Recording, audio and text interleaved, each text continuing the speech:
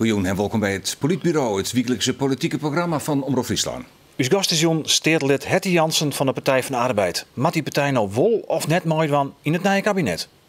Het verlies van de Partij van de Arbeid bij de Kamerverkiezing in maart weer historisch. Jochen zitten in de Tweede Kamer. Zo leeg wie in de Sociaaldemocraten nog nooit kwam. Een afstraffing van de deelname aan het kabinet met de VVD, zo wie het oordeel. Dus meidwaan aan een nieuwe regering met de VVD is er net bij. Maar hoe lang hoorde je dat vol als je zag dat de formatie hoe alle boegen misleert? Vreeg het landsbelang zo starig gewoon net dat de Partij van de Arbeid in elk geval mij praat. Nou, we vregen dan Hetty Jansen, welkom in het Politbureau. Je bent stedelid voor de Partij van de Arbeid.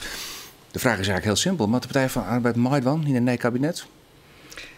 Ik denk in principe niet, maar en zeker niet met dit motorblok van CDA, VVD en D66 om daar als vierde partij bij aan te sluiten. En dat is tot nu toe de beweging geweest in de kabinetsformatie. Maar die een van die drie partijen afvallen, van die drie die je nemen, het motorblok? Ja, het motorblok moet in ieder geval niet overheersend zijn in het nieuwe kabinet met daar één progressieve linkse partij erbij, de Partij van de Arbeid, die dan onherkenbaar zal zijn in het kabinet. Maar je is dus in principe net. Wanneer zou het in principe wol kennen voor jou? Ja, ik denk, kijk, het gaat natuurlijk over belangrijke punten van ons die boven tafel moeten kunnen blijven. En het profileren. Je moet jezelf kunnen laten zien in het kabinet. Dus de verhouding progressief links en conservatief rechts, ja, die moet veel gunstiger liggen dan bij dit motorblok. Maar je zou eens kennen dat motorblok van VVD, CDA, D66 het bezocht maar GroenLinks. Net slagen. Migratie wie het grote probleem. ChristenUnie ken ik net, want D66 wil dat net. Ja, dan kom je als PvdA toch wel in beeld. En dan kan je wat eerstje. Ja, nee, dat denk ik. Maar je kunt niet genoeg eisen. Ik geloof daar helemaal niks van dat CDA, VVD... CDA is ongelooflijk in deze kabinetsformatie. Heeft zich laten zien als een rechtse partij. Zelfs op GroenLinks afgeknapt als het gaat over de klimaatproblematiek. Tenminste, voor zover ik het begrepen heb uit de pers. Ja, ik denk dat PvdA daar niks te zoeken heeft. In die constellatie moeten we dat denk ik niet doen. Maar zou het CDA dan uit dat motorblok matten en zou dat dan wel succes hebben kennen, denk je? Of je moet het groter maken. Je moet met meer partijen dan 4. Maar dat vind ik wel heel erg ingewikkeld, want de SP wil net maar de VVD. Wat voor opties binnen er eigenlijk? Nou ja, we hebben nu Cenk Willink als informateur. Ja, je glundert er haast bij. Het is een partij natuurlijk. Nou ja, het is in ieder geval iemand die de progressieve, de linkse politiek verstaat. Die het begrijpt. En die, ik weet het niet, want ik zit er heel ver vandaan. Maar ik neem aan dat men ook gekozen heeft voor een dergelijke informateur. Hoewel het natuurlijk een minister van Staat is, dus ook heel erg onafhankelijk is. Maar ik denk als er meer linkse partijen zouden aansluiten, die ook met elkaar een blok zouden kunnen vormen, die dan ook binnen zo'n coalitie de samenwerking kunnen vinden, dat zou voor mij nog een optie zijn waarin de PvdA een rol zou kunnen spelen. Je collega stedelid Rets van der Honing van GroenLinks, die twitterde dat die zei D66, SP, PvdA, GroenLinks en een VVD. Dat zou dan een progressief kabinet worden kennen. Dus zelf helemaal niet reëel, want de VVD die zal dat nooit willen. Nee, en de SP ook niet, denk ik. Dus eigenlijk, dat lijkt me niet een reële optie. Dus eigenlijk ben je waarom, maar de ingrediënten van het motorblok, die drie partijen, VVD, CDA, D66. En dan moet er een vierde partij bij. PVV is net reëel. Kan het zo zijn dat je hem hard to get spelen, zo lang mogelijk is we toch het net en uiteindelijk in landsbelang zitten nou vooruit. We pakken wat sociaal-democratische punten en dan doen we het toch? Ik denk dat je met GroenLinks afspraken zou moeten maken om er samen eventueel aan mee te doen. En dan met elkaar bespreken welke punten willen wij boven tafel hebben. Dan gaat het natuurlijk over de energietransitie. Geen gas boren meer daar waar op dit moment ook weer initiatieven zijn. Geen gas meer boren. Goede banen, vaste banen. Het gaat om minder marktwerking in de zorg. Daar zal D66 grote problemen mee hebben. Maar dat zouden we toch zeker moeten kunnen bewerkstelligen. Ja. En ik denk het kinderpardon is natuurlijk voor ons in de aanloop naar het einde van het vorige kabinet een belangrijk punt. Ja, zou je het hut van maken hebben natuurlijk. Ja. Maar migratie, dat weer toch een punt met GroenLinks zien we. Daar kon ze net eens worden, Malco, op punt migratie. Je zit er toch een beetje op hetzelfde Ja, vlak. dus dat zal zeker maar ik denk als je dan met GroenLinks en Partij van de Arbeid samen in die besprekingen zit, dat er misschien meer te bereiken valt dan GroenLinks alleen. Ten slotte hebben we ook nog weer 9 zetels dan. Hè. Het is niet veel. Ja, je bent net een hele lietse partij, wel decimeerd. Ja. Zeg maar, toch ik eerlijk maar ik wezen. Ontnota staat Asscher, je partijleider van we willen net maar van onder een nieuw kabinet.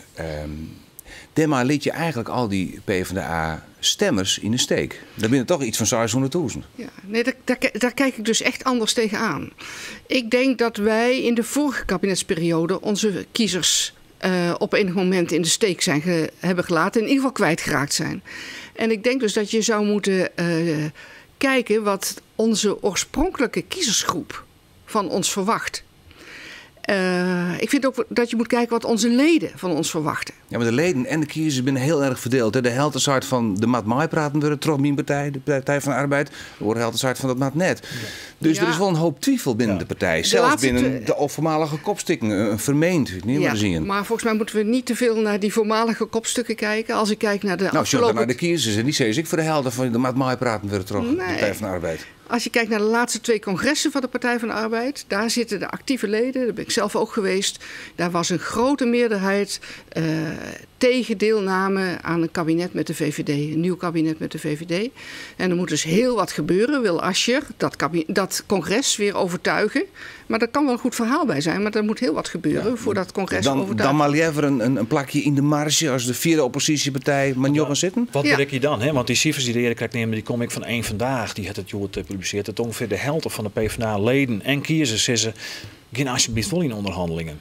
En dat vooral de dogmatici binnen de partij zeggen van nou, we gaan lekker die oppositie. Ja, maar ik denk dat het een verschil is of je zegt, ga ik in de onderhandelingen? Ik vind ook wel dat er onderhandeld kan worden. Alleen, ik vind wel dat je dan goed in de gaten moet houden waarom wij die verkiezingen verloren hebben. En dat was omdat wij uiteindelijk in dat VVD-PvdA-kabinet te weinig, naar het oordeel van de kiezers, hebben klaargekregen voor onze kiezers. Maar dat je leren van de vorige formatie, die laat het vorige kabinet Rutte, die fouten nou net formatie, zorg je dat je inderdaad je sociaal-democratische kleur in het nieuwe regeerakkoord krijgt en klaar is Kees? Nou, als het zo gemakkelijk zou zijn, maar dat is natuurlijk niet zo gemakkelijk. Want als je ziet, de afstand met het CDA, met hun verkiezingsprogramma, is enorm groot.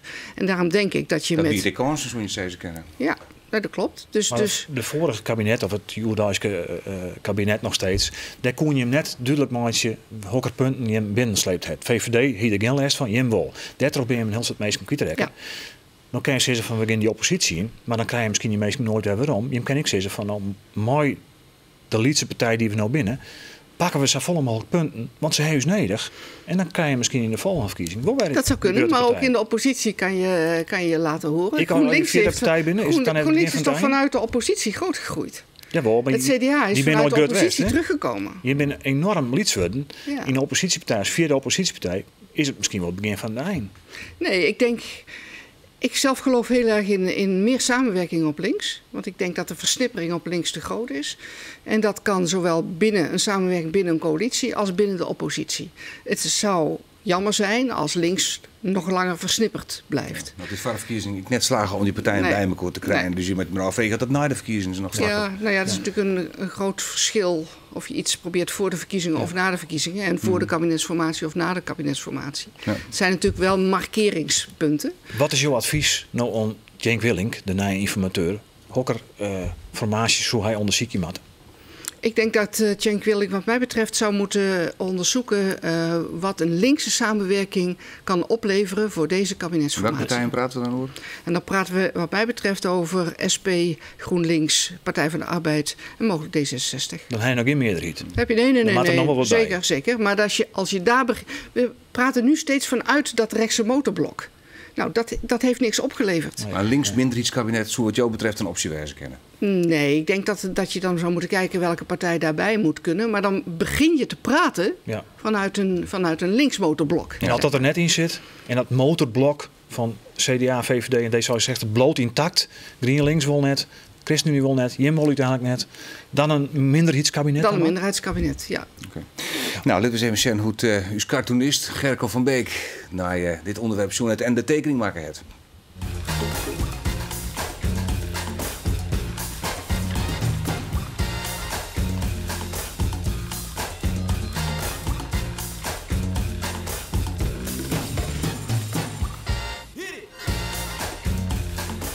echt een vrouwelijke politica die je neergezet heeft. Maar een snufke PvdA. Ja, dus. Snufke PvdA. Ja. Ja. Goed, Hetty Jansen, hartelijk dank voor je komst naar het Politbureau. En in het belang van dit programma en voor Friesland willen we graag dat je nog even een skofje bleeuwen. Ja. Het Politbureau is het takkenmuike weer. Bedankt voor het zien en graag ontdaan.